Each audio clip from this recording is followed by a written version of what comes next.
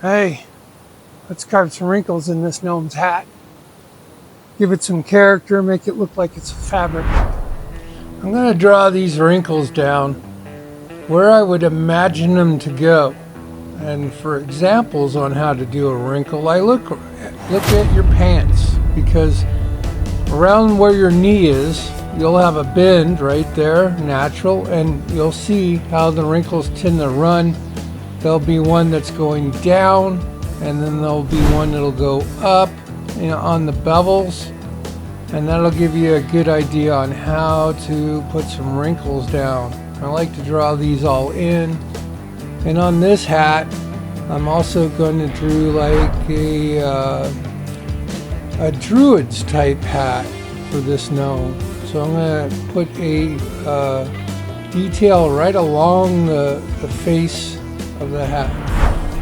I'm going to start by using a cuts-all flame burr in my rotary tool to do the initial cutting of these wrinkles and folds. I'll start by doing small passes along the lines I drew in, and I'll make them a little deeper and deeper with each pass, just indenting what I did, emphasizing the cuts as I go along it.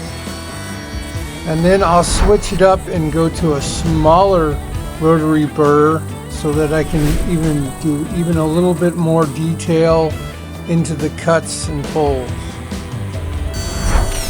This is a cut-saw fine detail burr. That way I can get into the bottom of the valley and just really detail that.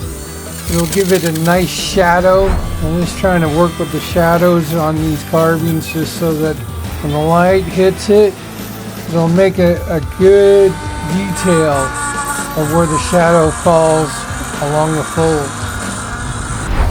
A little quick sanding with the orbital sander to knock down all the hard edges and smooth out the folds and the wrinkles and make it look pretty natural.